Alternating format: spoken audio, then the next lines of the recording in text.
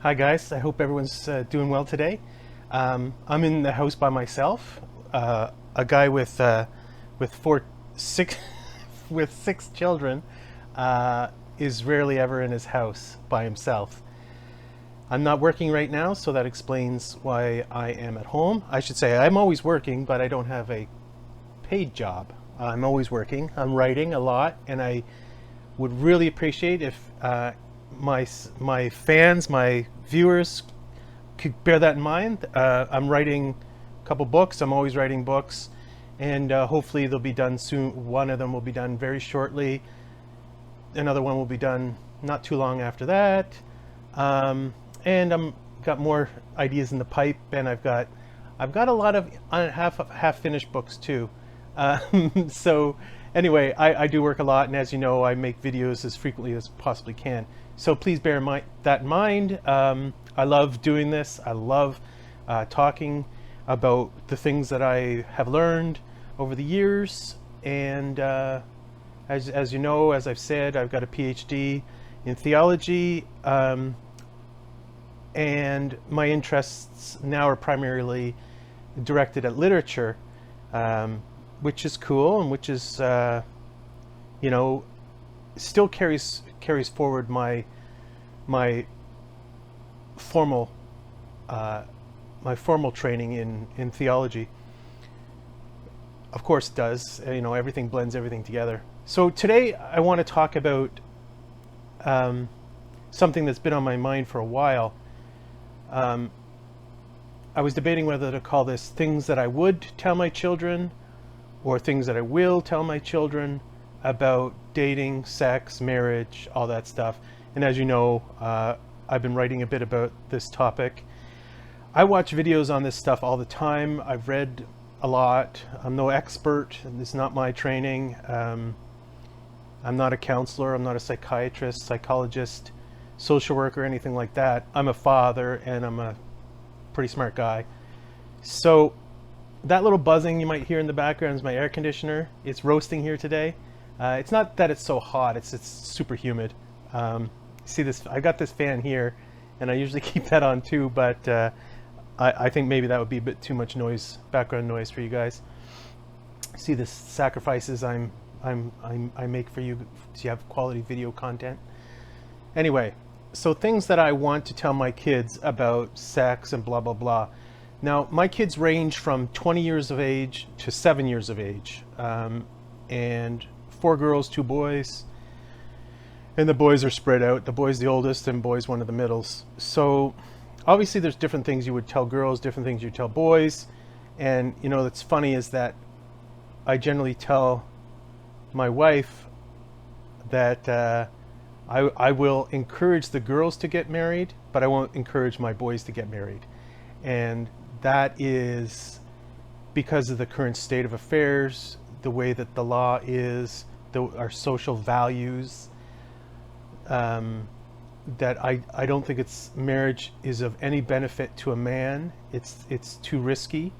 And here's my first point. Might be my only point in this video. My point is this: marriage is for virgins. Okay, that's especially true for girls, but I think it is true for boys as well. And I think that given the physiological and psychological differences between boys and girls, that it's true enough between both, but it's more true for girls. And what I mean is that the social and psychological pressures on a man who has not been who is not a virgin are less than those on a girl. So in other words, a girl can't form a psychological bond sufficient to create a long-lasting, fruitful marriage if she's not a virgin. I say that in absolute terms, but again, if you want to say, okay, well, this woman had sex one time, it was a miserable experience 5 years ago, and blah, blah, blah. Well, she's obviously in a much better position, a much stronger position to form a psychological bond than a woman who's been promiscuous, okay? And the same thing applies to men. So men men and women aren't valued the same way according to their virginity, according to their sexual history. They're simply not. And the observation that, well, it shouldn't be this way is irrelevant. It is this way. So men and women shouldn't be the way they are. Well, they are. They simply are that way. So take it or leave it. And the crises in marriage today is because people have ignored these things. And if you ignore these things, then it's at your own peril. Simply that. You can't not change the oil in a car and expect it to work fine because it should work fine. No, it doesn't work fine. It's simply that. So non-virgin girls can't form a marriage bond, and that is on a, parabolic scale in a sense, so that and I've shown the data before. I don't want to show it. I don't need to show it again. Now, marriages for virgins. Marriages for, also, second point deux, marriages for Christians. Why do I say that? What I mean by that? We see that, for instance, marriage seems to work okay in India and in China. I have nothing to say about that. I don't know anything about India and China. I have no idea about their divorce rates, marital happiness. I don't know anything about it, so I can't speak about it. When I say marriages for Christians, I'm talking about in the Western context between Christians and non-Christians. And a fortiori, marriage is for Catholics. Okay? I love Protestants. I've studied a lot of Protestantism, adore Protestants, but Martin Luther ruined marriage. Okay? He ruined marriage the moment he said that it wasn't a sacrament. So in his turn against the sacraments and the papist system, he said, for instance, that marriage, priestly ordination, things like that don't exist in the ontological realm, according to St. Augustine's idea of the distinction between ex opere operantis and ex opere operatus. Anyway, I'll put the terms on the video here and define them for you. So basically, in a nutshell, Protestants don't believe that sacraments happen independently of the will of the person who's receiving the sacrament. Okay, so what do I mean by that? I mean that a person is, according to Catholic theology, a person can be, an evil man can be made into a priest, can be ordained to be a priest, and he can't be unordained from being a priest. And a marriage is an ontological change that can't be unchanged. So divorce means that, well, it means different things in different contexts, but the idea of divorce means that the sacrament can be undone. Well, Catholics don't use that term. They use that as a legal term. That's something you get from the government. But Catholics use the term annulment. Annulment means that the sacrament never happened. Okay? It doesn't mean that you can get married and then get unmarried. You can't get priested and unpriested. You can't get baptized and unbaptized. And it doesn't matter what you were thinking at the time. For the most part, there's a little bit of wiggle room in Catholic theology for the intention of the minister of the sacrament. It's a little bit of wiggle room, but it's not much. Like, for instance, if a priest doesn't believe in transubstantiation and he's not paying attention, or he's drunk, well, the bread and wine stays bread and wine. Okay? So there's a bit of wiggle room there. But for a layman who's not paying attention at Mass and is in a state of mortal sin or whatever, what he receives is still the body and blood of Jesus. Okay? It won't be fruitful, it won't be beneficial to him, And in fact, as St. Paul says, it might be the exact opposite. It might be harmful for him, but nevertheless, it still is. Whereas Protestants generally don't believe that. They believe in the believer's baptism, that receiving a sacrament is an engagement, can only exist when your will and your heart is engaged. Okay? Whereas that's not the Catholic doctrine. So, marriage, as it's been constructed in the Western world, is a sacrament. And that's why we dress up in white. That's why we make a big elaborate thing. We don't make a big elaborate thing if we think that it can be undone tomorrow. So the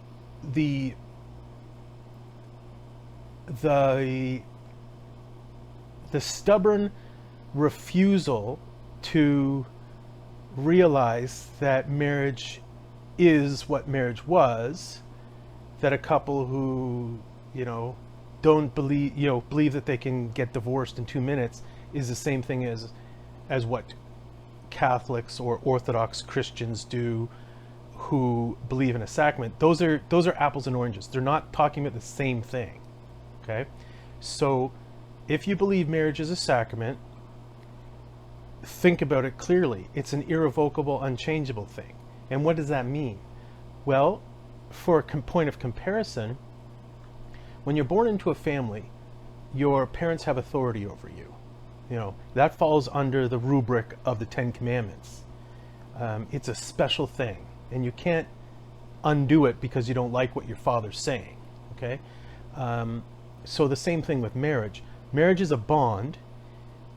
So goes the Catholic theology. Marriage is a bond that can't be undone, and it implies a reciprocal relationship of this rich thing that's been developed by theologians like St. Augustine, St. Thomas Aquinas, and even people like John Paul II have developed a very rich account of what it means, or what the Genesis account means when it says the two shall become one, and blah, blah, blah, obey and respect and all that stuff. So what I'm telling you is, because of the legal state of affairs in this country, Canada, in the United States, in Europe, and probably most of the world, marriage can't exist. Okay? It can exist in very rare cases where the couple happens to be so different from the way of their culture that they believe that marriage is a sacrament in the absolute sense. I've seen people like this. I've met people like this. They're not very common. Okay, I know most of the people I know and know well are Catholics, but do they really believe in the sacrament of marriage according to the tradition, according to the traditional theology of, and the litmus test? It's not the only thing, and nor is it the most important thing, but the litmus test is obedience. Obedience and reverence. Obedience and reverence to the husband. Okay? It's not equal. It's not equal in terms of sameness. It's equal in terms of dignity. Both are absolutely equal in the eyes of God, and they're both equally deserving of honor and love and all that stuff, but it's not, the honor is not equal in the sense of sameness. So the wife doesn't honor the husband in the same way the husband honors the wife. And that's clear enough from the Bible, from Jesus' teaching, and St. Paul's teaching, and so on. That's clear enough. Okay? If you don't like it, that's your problem. I'm not that way, but I'm telling you what the Catholic Church teaches and what the Catholic Church has always taught. So you can take it or leave it. That's not the point of this. That's not the point of this video. The point of this video is to tell you what's up. Okay? Why would I recommend, for instance, my daughters to get married, but not my sons? Mainly and principally because women own their children. In the world today, women own the children. Ceteribus, whatever, however it goes, all things being equal, women own children in today's culture. And that is not that is not something that a man should ever get into. It would destroy me if my wife took my children away, accused me of abuse or whatever. It would kill me, destroy me. Okay, my children are the most important thing in my life, in my existence, blah, blah, blah. But a woman can do that, and I see it happen. It happens regularly. Now, take for instance, 120 years ago in Russia, the story of Anna Karenina is the exact opposite. The husband, Anna's husband, owned her son. And that was her problem, is that she could leave her husband and shack up with a new man, but she couldn't take the son. She couldn't take her child and show she loved this new man, but she couldn't leave her son. And that's what her society, that's what her culture insisted upon, that the father owns the children. Now it's the opposite. You say, well, that didn't work. That wasn't good. Well, yeah, that was too much, obviously. I think in that day and age, probably a husband could keep the children away from the wife. That's not right. That's wrong. But in my sincere belief, and I'm not looking at this and saying that it's good or bad. I'm saying marriage doesn't work if marriage is not a sacrament. If marriage is a contract, something that can be undone, then it can't work. Because it gives a way out. It is the end point of honoring and cherishing and obeying. Because you can't love, honor, and obey somebody you can just say bye to, and then you have a sort of superior claim on his most precious commodity. So my next point is this: that thing that we call marriage, that is in a secondary place now, that's not this thing that's called marriage in the classic sense of a sacrament. That thing we can call marriage, whatever you want to call it. Is it possible? Can a person in good conscience recommend something like that? Can a thoughtful person in good conscience recommend undertaking this thing called marriage, which isn't marriage? Marriage, as I said, doesn't exist since laws in countries have no-fault divorce. There is no such thing as marriage in a country like that, and that's all the countries. So if the father doesn't have absolute legal protection of his headship of the family, then it's not marriage. Okay, it's this secondary thing. Well, I'll call it whatever. Whatever. We'll just call it marriage, but just know what I mean now when I use that term. So failing that in this thing called marriage, that I'd say, okay, well, it's not really possible for my kids to have sacramental marriage. It's not possible. Is this other thing advisable? And why would I recommend my daughters enter into it, but not my sons? Okay, so a thing can be not morally great, but it can be morally adequate in that sense. And it would be adequate if you meet the right person. And by right person, I mean someone with whom you can establish a healthy, nourishing environment for children for at least 20 years. Okay, so that doesn't go without saying either.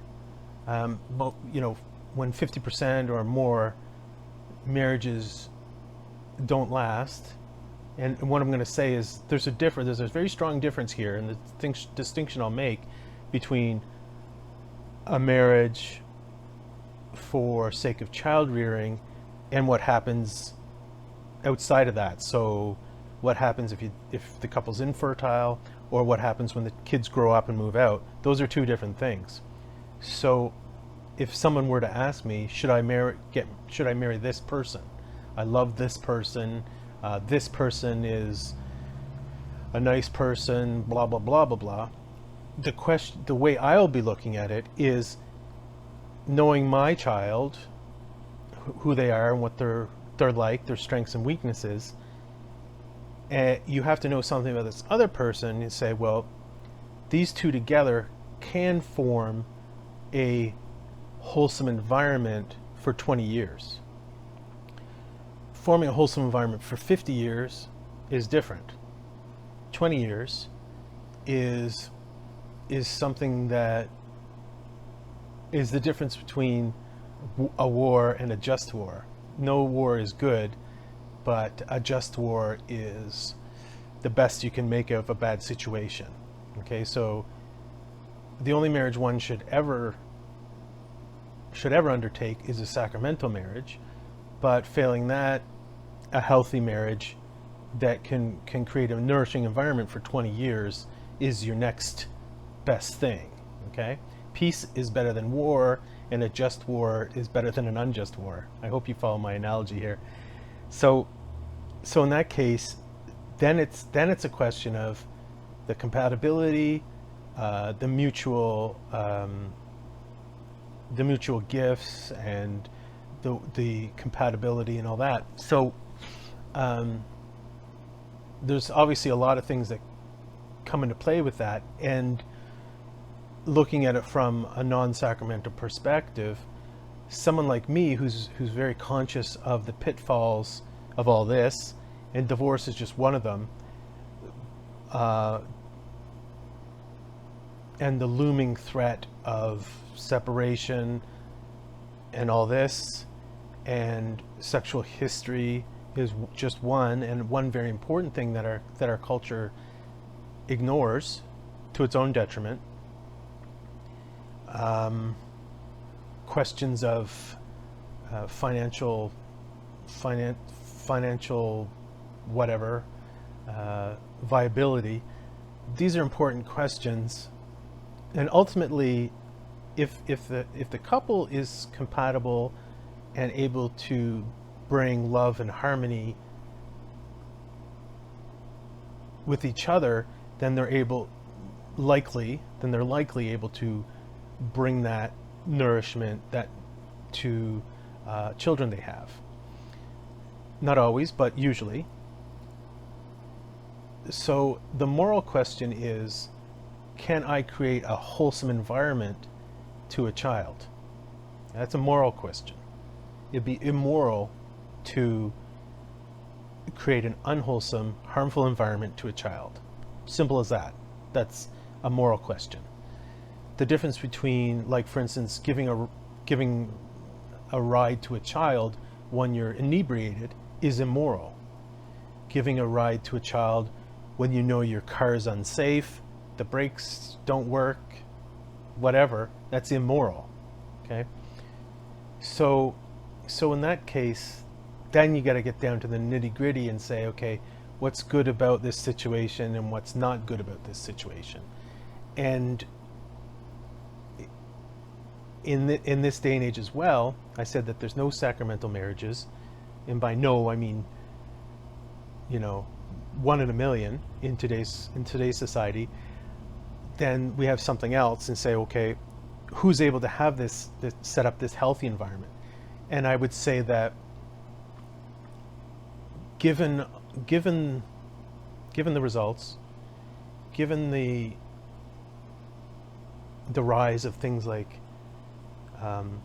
single parent families, the rise of suicide, drug abuse, opium addiction, all that stuff, and given the rise of crime, given the rise of strange and harmful ideas like transgenderism and all that, these are all bad signs that bad environments are being created for children, and that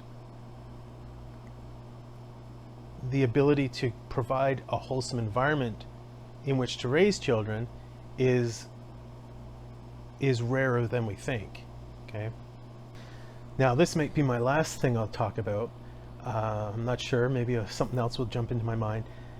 The last thing I want to talk about then is that thing that happens without children or beyond children. Okay. So I talked about the wholesome environment up to 20 years of marriage, and then what happens after that. 20 is just a random sort of thing. Maybe it could be 25 or 30, because for instance, in my case, the age difference between my oldest and my youngest is 13, 14 years. So in that case, I'd need to raise someone to 18 years of life and then throw on this age difference of 14 years. Then we're talking about, by the time my youngest child is 18, then we're talking about 18 plus 14 is 32. So can I establish a wholesome environment for a child with my wife for 32 years? 32 years is longer than 20, if you hadn't noticed. And people change over the years.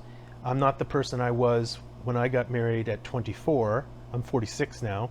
I'm not the same person. Psychologically, I'm the same guy in many ways, but of course, obviously age brings a lot of differences, and the things you believe, the things you like, the things you admire at 24 are not the thing, many times are not all the things you like, admire, believe when you're 46. And so when I'm 32 years married, when my youngest is 18, I'll be in my 50s, and even more, I'll be even more different than I am now. Maybe better, maybe worse. My wife will be different too. Maybe better, maybe worse. But it's so funny that we think that modern people are able to form these lasting bonds, to make a promise about something at 24 that you're obligated to heed at 50. So if you look at, for instance, like as I say, 100 years ago, 150 years ago, what you've observed in Dickens or Austen or Bronte or Tolstoy or whatever is that people didn't live as long as they do now. So people being married for 50 years now is normal. Not normal, but people living long enough to be married for 50 years is normal. That would have been extraordinary a century ago, or 150 years ago, or 200 years ago. Extraordinary. In most great novels of the 19th century, the presence of remarriage is ubiquitous. In almost every great novel, there's a death and a remarriage. So often enough, it comes as a result of childbirth, death in childbirth, or just plain death. It would be extraordinary rather not to have a second marriage cropping up in one of these novels. Okay, I can't really think of a single one that doesn't play a role of some kind. So that being said, living with somebody for 50 years is different than living with someone for 10 years or 20 years even. And gosh,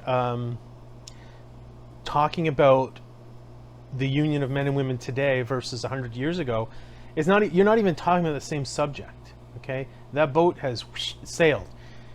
So most of the time, in all these videos I watch about like men's rights stuff and sexual stuff, most times people are talking about that the goal of to have that 20 years healthy environment for raising children, and then even more, what happens after that? Okay, but that 20 year environment is extremely difficult to set up, given the ways of the world today, given the state of the world today. The worst thing that can happen is sex before marriage. The worst thing that can happen, because marriage has to be, if it's not actually sacred, it has to be treated like it's sacred. And people who have had sex outside of marriage can't form that bond, because it's like saying that there's no difference between a church and a parking lot. Okay, so we don't treat a parking lot like we treat a church. I used to, I used to mow lawns. Used to work landscaping many years, and we mowed a lot of graveyards. And doing that all day long, you have to use the bathroom. Now, peeing in a graveyard is not something that I would love to do, and that's just the thing. Like, there's a certain sacredness. So, if your marriage can't have that sacredness, it's not worth it. It's not, and children children are owed that sacredness. Okay, most don't get it today. Most of my children's friends. I'm just thinking of one of my kids. No, I think all the kids. Most of their parents aren't together. Some are remarried, some are living with somebody else, blah, blah, blah. For instance, one of the girls, all her friends are away right now staying with dad for the summer. So there you go. It's not good. It's not good. You owe children more than that. Now, I don't know. I don't know what to tell you. That if you can't take responsibility enough for your own behavior, your own conduct, to anticipate being able to provide a sacred environment for your children, for the wholesome upbringing, I don't know what to tell you. But what I would tell my children, and will tell them, is that don't get married if you're not a virgin. Don't get married if it's not going to be sacred, because your children deserve that. Do something else. Whatever. Love is wonderful, love is beautiful, but romance and sexual urges aren't sufficient to raise healthy children. What else? I think most of the time, like, I didn't think about a lot of this stuff when I was, over the last, say, 20 years, for instance.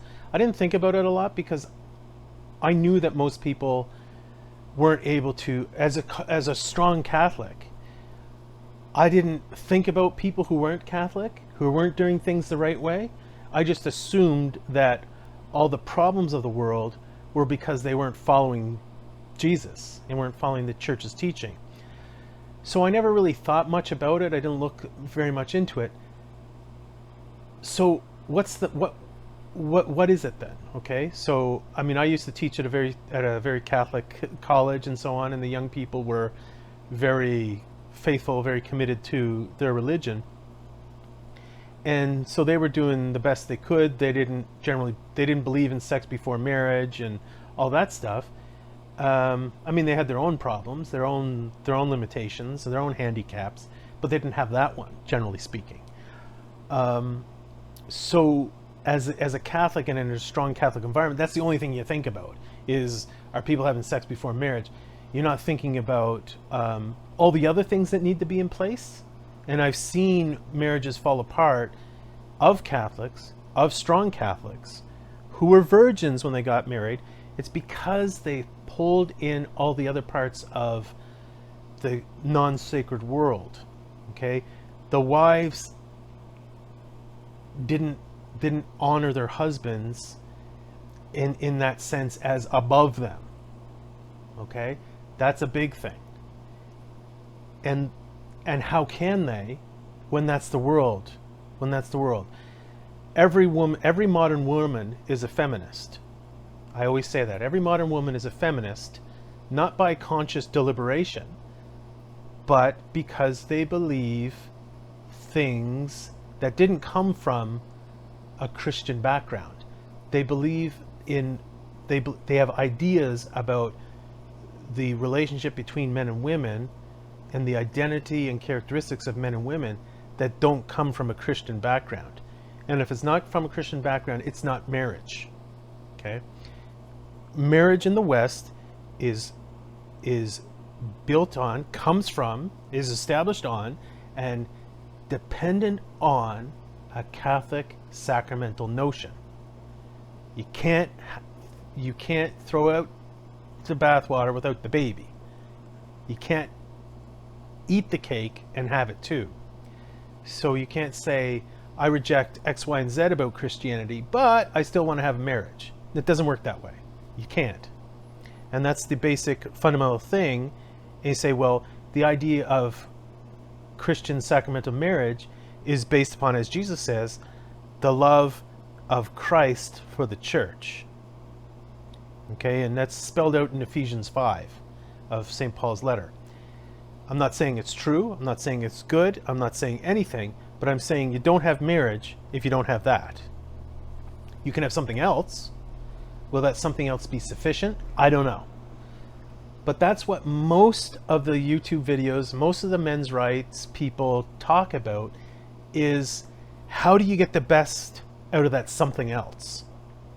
And what I'm telling you is what many of them have discovered, is that you can't have that, you can't establish that 20-year wholesome environment if the woman especially, but the man too, is not a virgin, and if the woman does not hold the husband in that way as above her, as owing him obedience in some way.